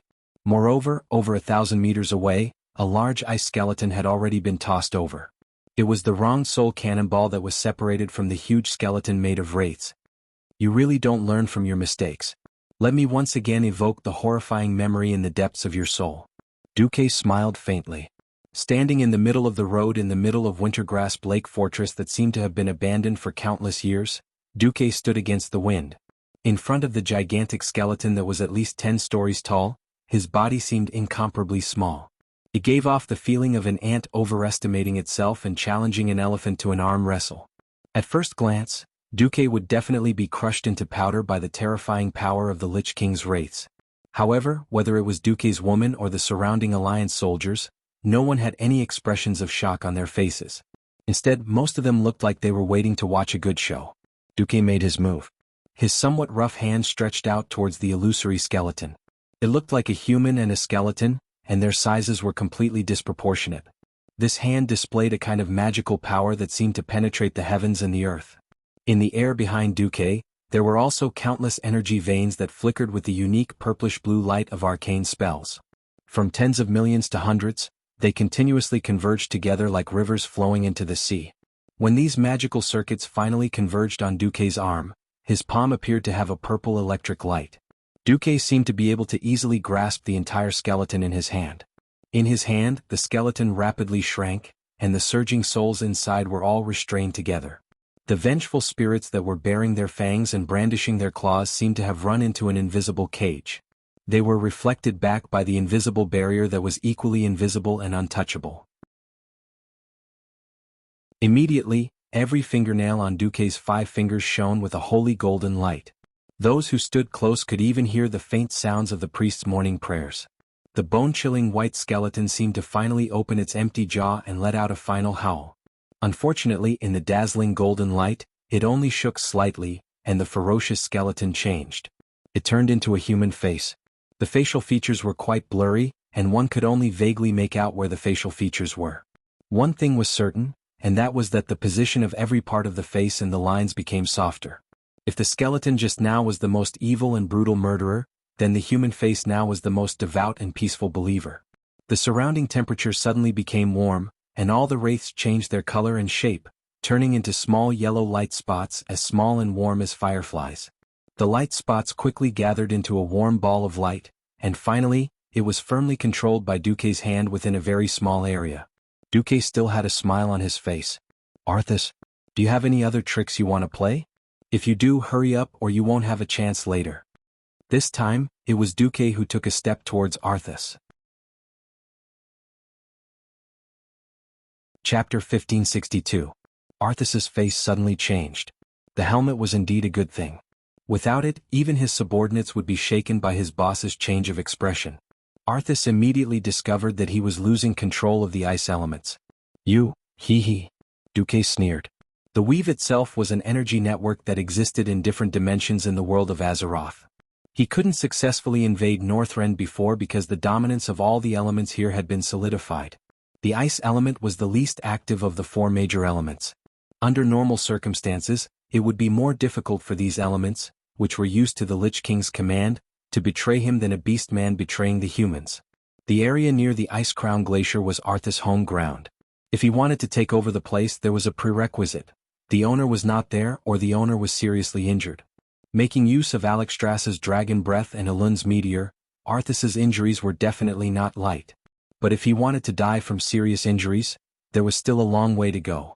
What Duque was doing now was taking advantage of Arthas' weakness to seize control of the ice elements on the periphery of the Ice Crown Glacier and dig out the roots of the Fool. As a demigod of the weave, Duque's strongest element was naturally the arcane element, followed by the ice and fire elements. His control of ice was definitely not weak, but it wasn't that strong in comparison. Although Arthas had the geographical advantage, he was a Death Knight and a mage. Moreover, his ability to control ice was transformed from fire to ice after Nazul became a Lich King. After all, Nazul was first a shaman and then a warlock.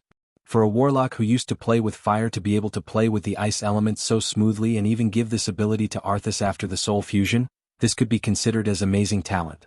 Unfortunately, a part-time job was not as good as a person who was originally in this line of work. In the elemental boundary that mortals couldn't see, a battle was unfolding between Duque and Arthas. Taking advantage of Arthas' injury, Duque's frost elementals were charging forward violently. They were constantly attacking Arthas' frost domain with coordinated attacks and diversionary tactics. Every time he cut off a large piece of the frost elementals, Duque would completely tame this portion of the frost elementals and then attack the territory of Arthas' frost elementals. Duque was playing the Pharaoh version of rolling a snowball. Not only that, but an astonishing aura was rising in the distance. Alexstrasza was flapping her pair of red wings that could blot out the sky as she charged over at high speed. Her mountain-like body flashed across the sky like a bolt of lightning. Like a raging wave, she swept away the wind and snow in the air and blew away the frozen clouds. It seemed that she would arrive in front of him in less than a minute. At the same time, the thick clouds in the sky above Winter Embrace Lake had already dispersed. No, it looked like the entire atmosphere had been torn open, leaving a huge hole. In this ice-crown region that never saw the light of day, one could see the stars without any obstructions. Elun, one of Azeroth's 2 moons, was watching Arthas closely. In the distance, illusory prayers could be heard faintly. On the flying battleship, Tyron's full-power attack had already exhausted her. At this moment, Chandris had replaced her position and was chanting prayers at the bow of the ship, working hard to prepare for the next starfall. Thinking about Otter's recent signs of instability, Arthas was in a difficult situation. He was faced with a dilemma. If he insisted on fighting Duque here, he would be surrounded and beaten to a pulp in minutes if he waited any longer.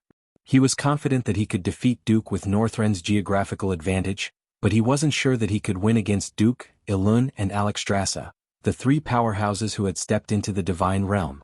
If he gave up, his feelings wouldn't be able to take it. As a king, he was blocked at his doorstep by his rival in love.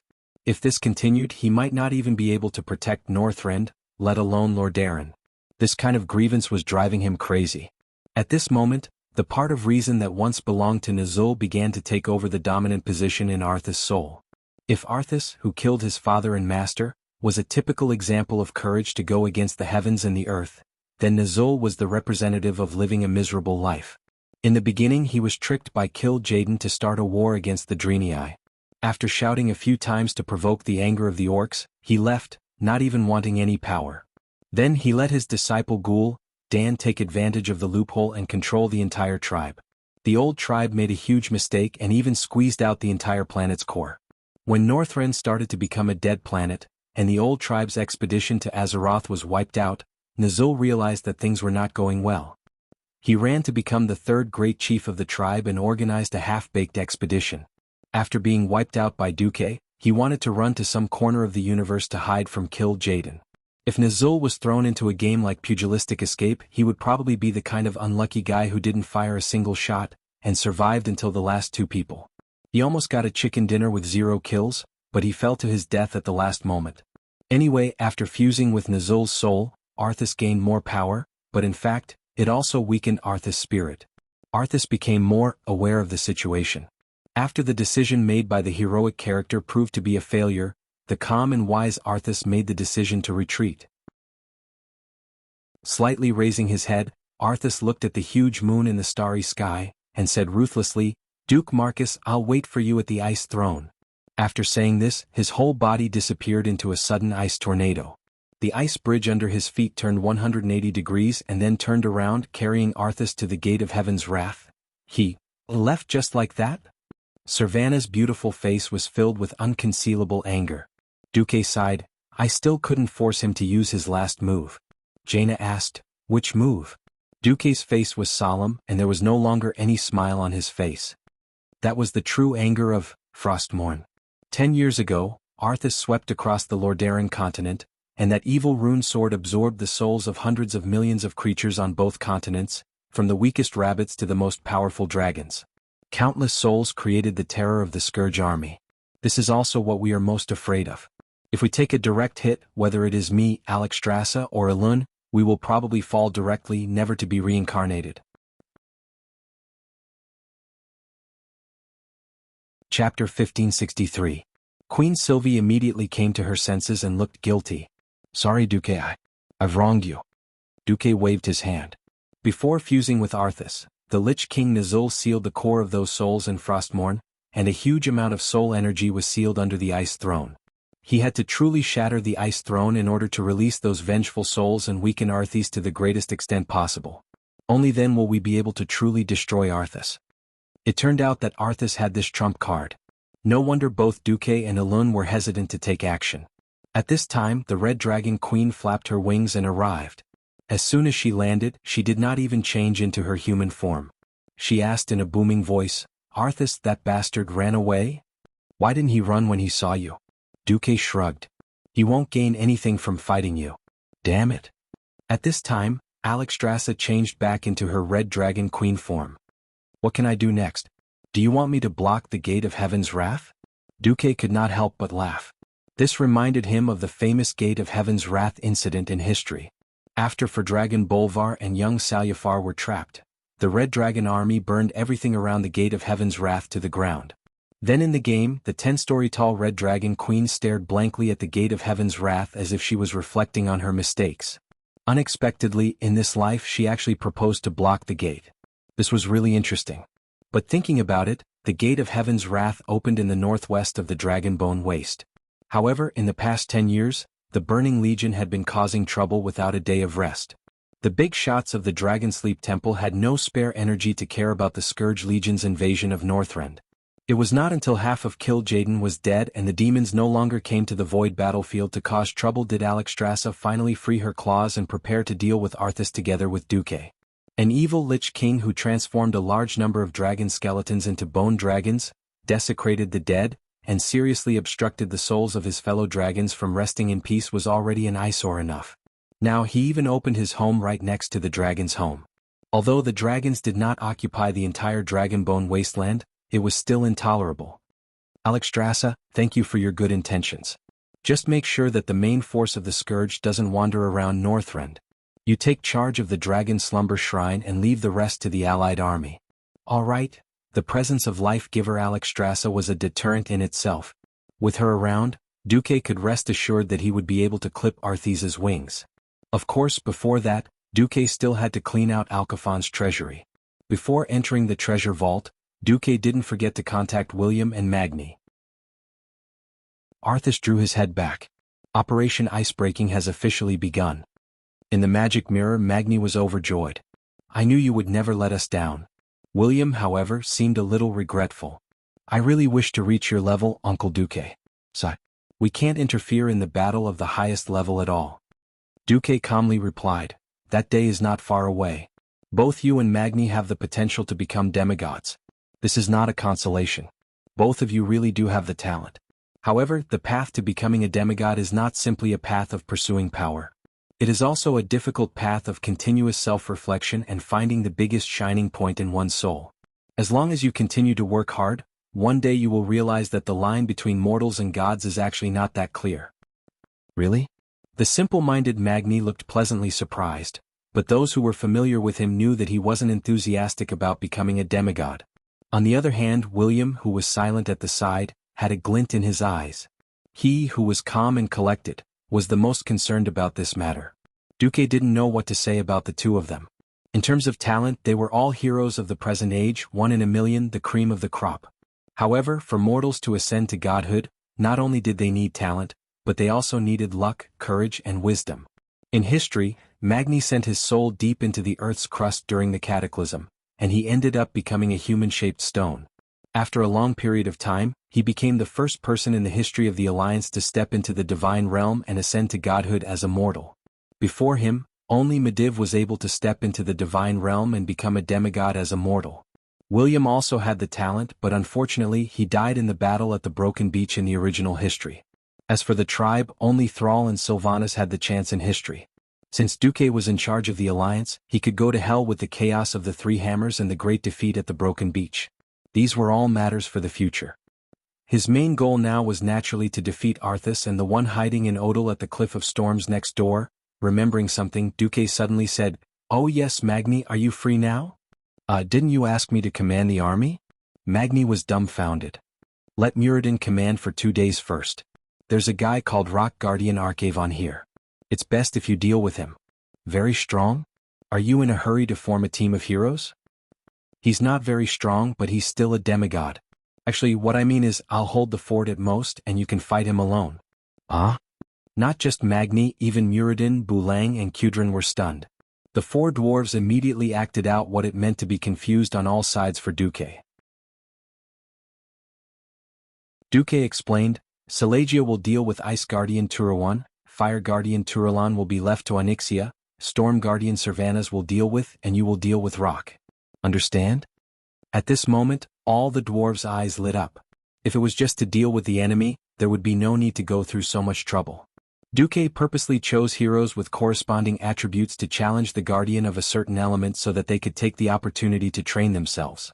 Powerhouses of the same element would often use the abilities and techniques of their opponents to prove themselves, thereby increasing their strength. As legendary powerhouses, Magni and Sylvanas had already reached the peak in the realm of mortals. This kind of training opportunity with a demigod on his side was really a once-in-a-thousand-years opportunity. For a moment, even William was a little envious of Magni. Duque saw through this. William, I don't want to advise you to not be anxious. I just want to say that you can actually refer to Arthas. What? William was a little stunned.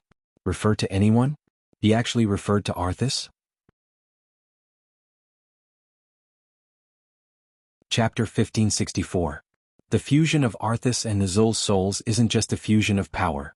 At the same time, it complements each other's personality flaws. Your soul was once split, and although it eventually fused back into one, the experiences you went through when you were separated created two different souls. Right now, there are still two variants in your body. Think about it carefully. First, you have to properly fuse your soul. How can you not have an impulsive and hot-tempered variant, or a timid and sly variant? William was stunned, and his mouth twitched for a long time before he said, "Is it that obvious?" "Yes."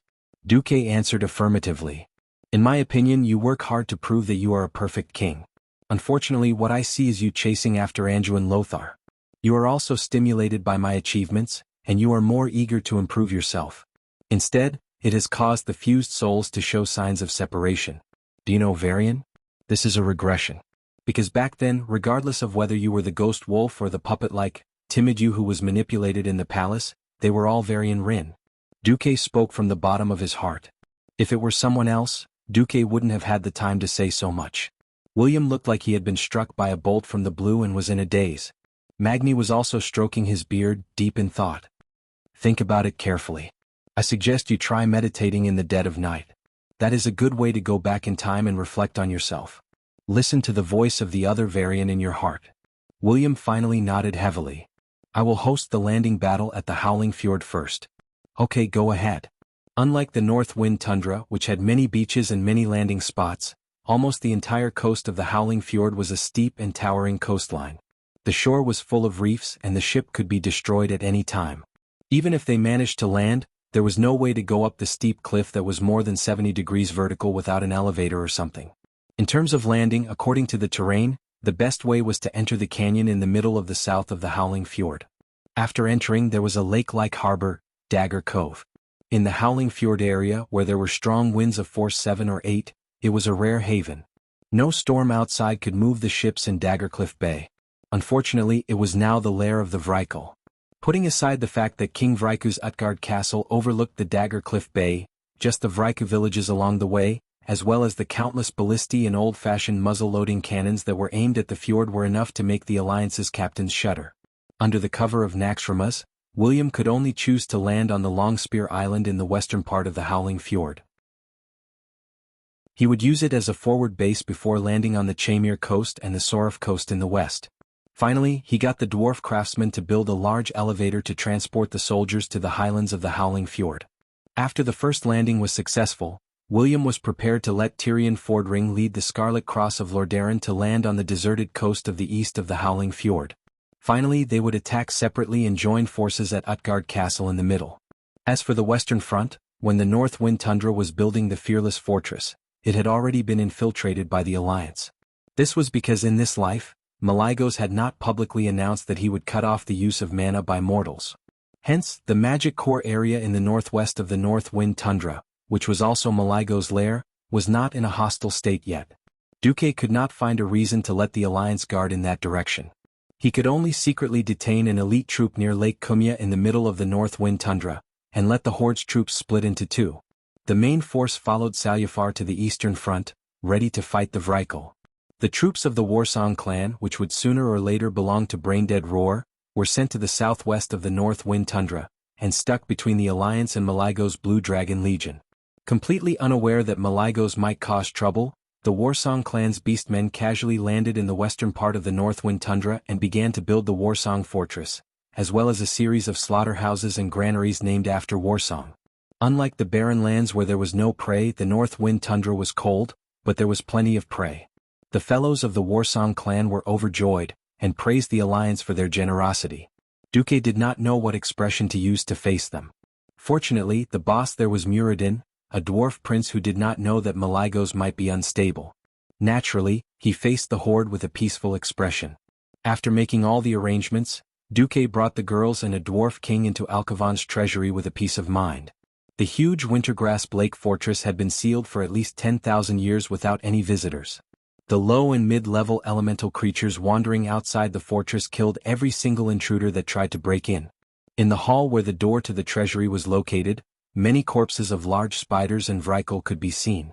They were either directly sealed in ice and turned into statues of death, or they were completely incinerated and turned into residue before being buried by the wind and snow. As for the elemental creatures blocking the way, Duque's elemental emissaries naturally cleaned them up. The structure of Alcavan's treasury was extremely simple. Aside from the passage they entered through, the entire structure of the treasury could only be described as up. At first, there was a crossroad, and then there was a straight and right turn intersection. At the end of each intersection was a giant guardian. Go. Accept your trial. Duque pointed his finger into the distance, full of arrogance. Miss Mount Onyxia, who was theoretically the lowest in status, nodded at Duque. First, she deactivated the ultimate transformation spell. In her field of vision, she turned from a delicate countess to a huge black dragon in less than 2 seconds.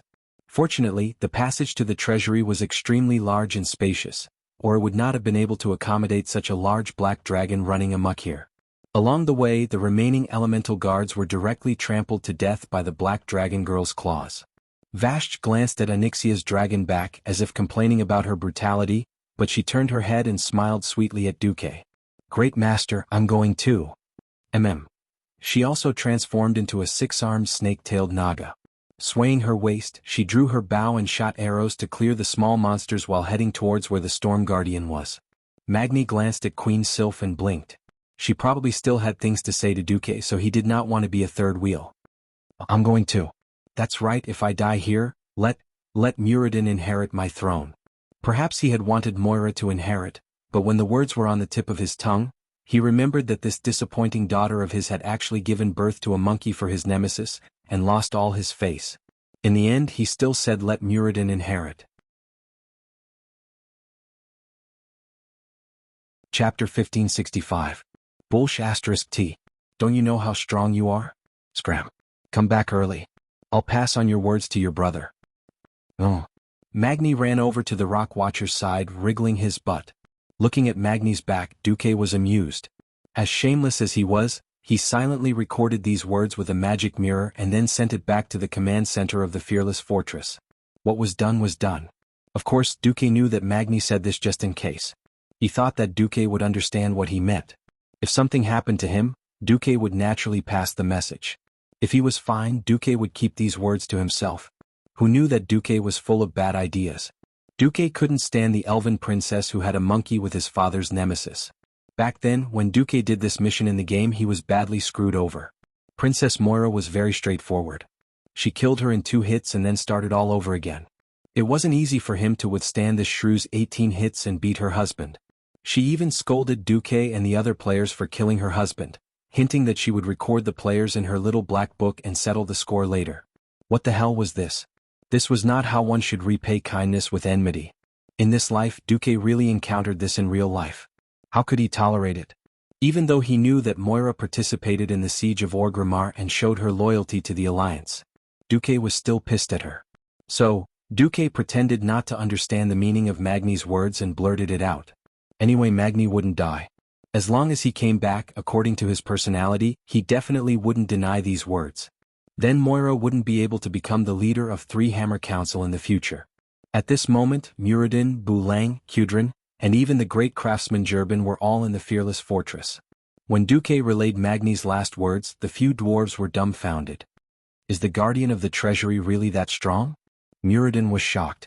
Although he could understand his elder brother's choice, he was still a little uncomfortable with this sudden sense of responsibility. Bulang, on the other hand, knew his big brother the best. But I can understand big brother's choice. This is the fate of a warrior. Destiny my ass, he'll definitely win. And I'm watching. Duque bared his teeth. The so-called watching could only ensure Magni's life. However, in the face of a peerless enemy, it was very difficult for outsiders to interfere in the challenge of breaking through to a higher level. This was the state of mind that a peerless expert had to face. If they had to rely on the help of others in order to survive this life challenge, their hearts as experts would definitely crack and be damaged. It wasn't that they couldn't pull themselves together in the future and challenge a higher level again, but how many people could guarantee that the gap of failure in their hearts wouldn't widen? For example, There were less than 1 in 10 people who could defeat a stronger opponent in one go and cross that natural chasm. Then the peerless expert who fought repeatedly and finally became a talent after being tempered was less than 1 in 10,000. After cutting off the magical communication, only Duque and Sylvanas were left. Queen Sylvanas stood a meter in front of him, with no intention of coming up to hug or kiss him. Not even a kiss before you leave? I'm your man after all, Duque teased lightly. Queen Sylvanas shook her head. I'm afraid I'll waver. This is the path you chose. Queen Sylvanas said just as lightly, I know. From the moment I took the first step there was no turning back and there was no going back. Just like you carry the hopes of millions of Alliance people and I carry the elves. It doesn't matter if they're called blood elves or high elves. In that case go. Just remember to go crazy with me when you come back. Sylvanas smiled faintly and turned to leave, waving his hand as he walked. Fine. It's up to you if you pass. Duque was a little dazed as he watched and after a long time, he let out a long sigh. As expected, Queen Sylvanas is indeed Queen Sylvanas. Once upon a time, the 3 Windrunner sisters had the same outstanding talent. They also had the title of hero. Sasha had chosen her family first, so both her career and combat skills had stagnated. Aurelia was managing the Silver Dawn. She was no longer fighting on the front lines because of her pregnancy, and her combat skills had also stagnated. Only Sylvanas became the queen of the Forgotten in history and finally ascended to the throne of the great chief of the Horde. Becoming a queen was both pressure and motivation. She had chosen the path of the strong. Duque couldn't say anything. He could only silently bless her. Seeing the women around him embarking on their journeys, Duque suddenly had a poetic thought. Life is really as lonely as snow. Then he was pinched in the face. Are you lonely? Then what am I? Jaina puffed up her cheeks and put her hands on her hips, putting on an angry expression for the time being. Eee. Duque laughed dryly with cold sweat. Today's weather, not good at all. Jaina pounced with her claws and bit Duque's neck, leaving a shallow bite mark. It hurts. Duque pretended to scream. Does it hurt? Jaina immediately changed from biting to licking. Duque stroked Jaina's golden hair. Silly girl, your path is different from theirs. Jaina hugged Duque's shoulder and seemed to murmur in Duque's ear, I know. They are the real strong who want to open their own path, while I'm just a little woman chasing after your back. Almost everyone in Duque's harem could choose whether they wanted to be a top strong person or not, but Jaina had no choice. Jaina was destined to repeat Duque's path because of the overlapping elements. Also because she was born with only 2 elements, arcane and ice, her path was even narrower than Duque's. Since she couldn't surpass him, she would slowly climb to the demigod level and help Duque in the future. That was the end of her path. She needed to continue accumulating knowledge and strengthen her control over ice and arcane elements. At the same time, she would expand her magic circuit. When she reached the critical point, Duque would naturally give her a hand. Do you regret taking this path? Duque asked softly. Of course not. Jaina shook her head. If I really had the courage and decisiveness back then, I would have abandoned the Proudmoore name. I would have devoted myself to the mysterious world. Since I chose to obey my father's orders, it meant that I had placed my fate in your hands at that time. Are you trying to say that you made the choice back then? Yes, but I don't regret it. Jaina hugged Duque tightly as if she wanted to melt her body into Duque's. I won't let any of you regret it. Duque's gaze transcended space and landed on the first battle. Chapter 1566. The Guardian of Flames, Corellon, was a giant with a height of 8 stories. His beard, which was several meters long, was weaved into mammoth tusks. His exposed muscles showed a strange reddish-brown color, and every inch of his skin was tattooed with strange spiral patterns, which made people wonder about the characteristics of his body. Even with the image that Onyxia sent back, it was difficult for Duque to define him as a living person or some kind of mysterious magical creature. Corellon's belly looked like he was wearing a waist bag with a pot of molten steel, and a blazing aura gushed out of it. His thick arms were wrapped in a thick iron chain that required 2 people to wrap their arms around it. It looked like he was wearing a big red shawl, but this so-called shawl immediately angered Onyxia. Roar. That was her roar, full of anger. The anthropomorphic dragon's face was full of anger. Because this shawl was the skin of a complete red dragon. The so-called buckles on the shawl were 2 huge dragon claws, buckling down from the shoulders to the giant's knees. Behind the shawl was the dragon's abdomen, covering the back of Corellon's waist, and the long dragon tail hung low behind the giant's butt. Onyxia had never liked red dragons, but she could not tolerate this desecration of the dragon's corpse. Unless a certain dragon was willing to atone for its sins, such as Talonistus, who had attacked the Alliance under the threat of Demon's Soul. After Alexstrasza was freed, he had willingly died at the hands of Dylan Proudmoore. His dragon head was still hanging in the Adventurers' Hall in Ironstove Fort. She suddenly understood why Duque assigned her to deal with a guardian who was also a demigod. When opponents with the same attributes couldn't overwhelm each other with their elements, the outcome would be decided by hand-to-hand combat. And the Guardian of Flames, Corellon, was obviously a guy with the attribute of Dragon Slayer. Onyxia was definitely not weak in hand-to-hand combat, but that was only when she had an advantage in size. If the size was similar, then the dragon's small arms and legs would be the weakness. Because of the absolute weakness in strength, once the dragon's limbs were caught, it would be very disadvantageous for the dragon to fall into a pure close combat. Of course, her strength was not comparable to that of the unlucky Crimson Dragon on Corellon. Just by looking at its size, one could tell that the Crimson Dragon was not a true ancient giant dragon. The problem was that growing from an adult dragon that was over 1,000 years old to an ancient dragon that was over 10,000 years old, the biggest improvement wasn't in strength, but in elemental control. Moreover, Onyxia did not rely on her age, but on her demigod bloodline.